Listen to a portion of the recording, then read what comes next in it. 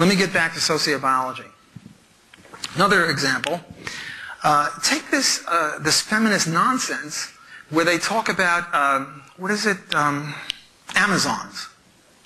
The Amazon women, they were tough, they were ready to kick butt, and, Suppose there was another group, just like us, same opposable thumbs, same head space, same brain, same ability in every which way, only they were Amazons, and we were patriarchs. This is why we have patriarchy, not matriarchy.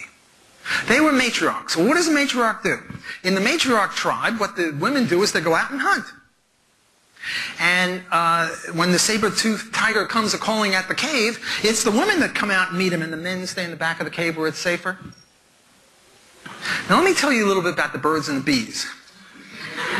The farmer keeps 1 bull and 50 cows. He doesn't keep 50 bulls and 1 cow. Why? Because 1 bull can do the business. You don't need the other 49. The other 49 are good cannon fodder.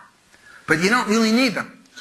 Look, in World War II, Germany and Russia kicked the crap out of each other. At the end of that war, there were hardly any men between the ages, 15 and 60, who were around and capable of doing the business. And yet the next generation is as if they never disappeared. Imagine if the war was fought by women. And now there was no woman between the age of 15 and 40 alive. Would there be a next generation in Germany and Russia? No. Women or female cows are the limitation on biology, not men. Men are good cannon fodder. We're not needed that much. Women are the precious commodity, biologically speaking. So if you had this tribe that were matriarchs and Amazons and the women were fighting, well, do you think they're going to last? No. If the women, just like the Germany and the Russia case where the women fought, this other tribe would not exist. The reason we're patriarchal is because we're descended from a bunch of people who sent the cannon fodder men out to fight and do the hunting, which was more dangerous than the berry picking. Okay, I've now introduced sociobiology. I now want to introduce something else, and a lot of people are going to boo. It's called the normal curve, and remember at the beginning of my talk I said if you can't talk about these things, how can we solve any problems? So please bear with me, don't boo too harshly. I'm going to use a normal curve, and here are 2 normal curves. The top one is men. The bottom one, wait, do I have that?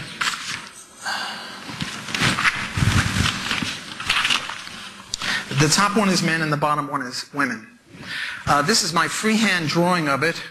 Here is a real one, an honest, a good, actual bell curve.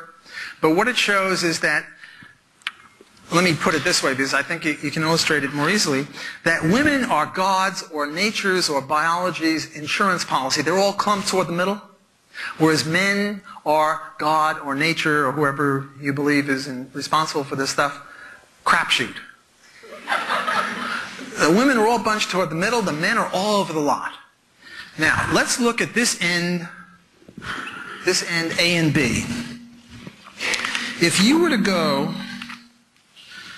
to mental institutions, who would you find in mental institutions? Virtually all men. Namely, at that many standard deviations below the mean, where mental institution types hang out, virtually all men. Oh yeah, there's a few Lizzie Bordens, there might be 1 or 2 crazy women, but most of them, pardon to Thomas Oz, my buddy, most people in mental institutions are men. If you look at homeless people, yes, there's a woman who's homeless, but it's virtually all men. If you look in prisons, you go to the prison. My colleague Dan D'Amico is an expert in the economics of prisons. He can attest that virtually all prisoners are men. Oh, there's a few women, but 95, 98% of all inmates are men. If you go to the graveyard, okay, well there it'll even out. But if you go to the graveyard and look at people who died before their time, say 40 years or younger, all men. Virtually all men, I'm exaggerating. Well look, if we're going to have a normal curve which is symmetrical, and you have a preponderance of men at A and women at B, well then you have to have the same preponderance of men at C and women at D. namely out there on the right tail, the men also have to outnumber the women. If you look at Nobel Prize winners, except in wussy areas like poetry where they'll give it based on God knows what, the award. But if you look at math or economics or medicine or biology or chemistry or the Fields Medal in math, it's all men. Because when you get into 3 and 4 standard deviations above the mean, there are no women. Virtually. Virtually no women. In chess, grandmasters, it used to be, I follow chess, I play it a little bit. I'm a little bit better than a wood pusher. I have an 1800 rating, which is sort of pathetic, but at least I know the moves. It used to be that out of the 500 top chess grandmasters, there was one woman. Then came the Polgar sisters, P-O-L-G-A-R. These were phenomenal women. There were 3 Hungarian women. And the worst of them was ranked 300, and the next one was ranked 200, and the best one, Judith Polgar, was ranked like 35th. And this was amazing, because before that, there was never any chess grandmaster. Now, chess doesn't take any upper body strength. But when you're talking 4 standard deviations above the mean, or 3 standard deviations above the mean, you're going to get a Polgar sister every once in a rare while. That's why we have a glass ceiling. Now, there are sociobiological reasons why it has to be this way and it can't be the other way. Suppose it were the other way. Suppose that it was the females that were God's crapshoot and the males were all toward the middle.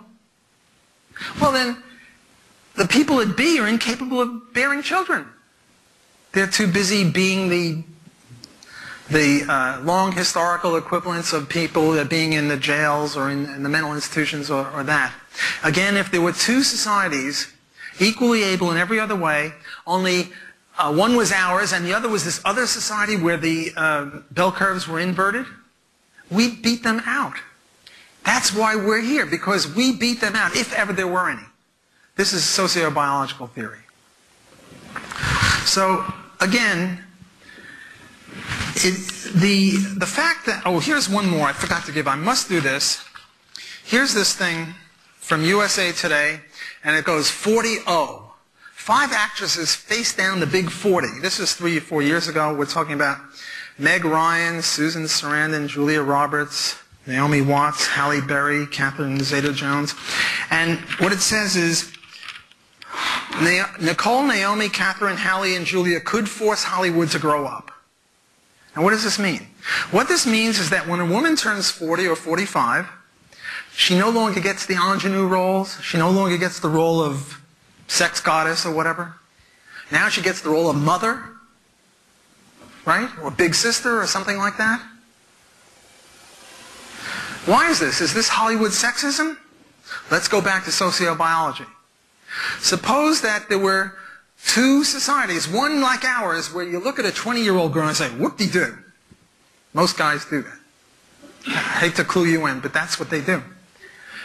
That's our society. But in this other society, they see a 65-year-old woman, they say, oh, wow, got to get that 65-year-old woman. Oh, here's a 20-year-old, oh, not ripe yet. Now, what prognostication do you people have for such a society? They're not going to have many babies, right? Because getting back to the birds and the bees, when you're over 40, you can't have kids anymore. And societies that revere the sexuality of women that are 50 and 60, look, they look pretty good to me. I'm 67. These women are 45. They look pretty good. But a society based on that will not survive. Our society beat them. Let me give you one more example. There was this case where 2 actors, very, very good-looking actors, but not famous, actors as good-looking as George Clooney, Tom Cruise, and Robert Pattinson. I don't know who these people are, but somebody said that they're the sex role models. On the one hand, and Britney Spears, Paris Hilton, and my favorite, Marilyn Monroe, which dates me a little bit.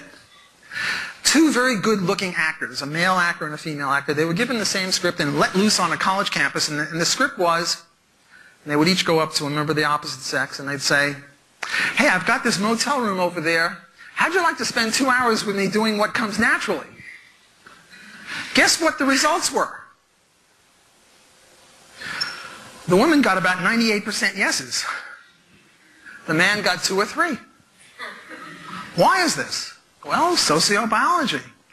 Women have only got eggs from age, 14 to 38 or so, times 12 is a couple of hundred eggs. Men have got a lot more sperm than that. Men are much more willing to give them out indiscriminately, to share them because they're cheaper, because you've got a lot more chances at life than women do. Just biology. This sociobiology explains a lot of male-female interactions. It's based on biology. It's not based on capitalism or anything like that. It applies in every culture. I mean, in the communist culture, I'm sure that the 50-year-old women were not the sex goddesses. There were hardly any men between the ages, 15 and 60 who were around and capable of doing the business. And yet the next generation is as if they never disappeared. Imagine if the war was fought by women. Another group, just like us, same opposable thumbs, same head space, same brain, same ability in every which way, only they were Amazons and we were patriarchs. This is why we have patriarchy, not matriarchy. They were matriarchs. So what does a matriarch do? In the matriarch tribe, let me get back to sociobiology. Another example. Take this feminist nonsense where they talk about, Amazons. The Amazon women, they were tough, they were ready to kick butt, and, suppose there was 50 cows. He doesn't keep 50 bulls in one cow. Why? Because one bull can do the business. You don't need the other 49. The other 49 are good cannon fodder. But you don't really need them. Look, in World War II, Germany and Russia kicked the crap out of each other. At the end of that war, what women do is they go out and hunt. And when the saber-toothed tiger comes a-calling at the cave, it's the women that come out and meet him, and the men stay in the back of the cave where it's safer. Now let me tell you a little bit about the birds and the bees. The farmer keeps one bull and 50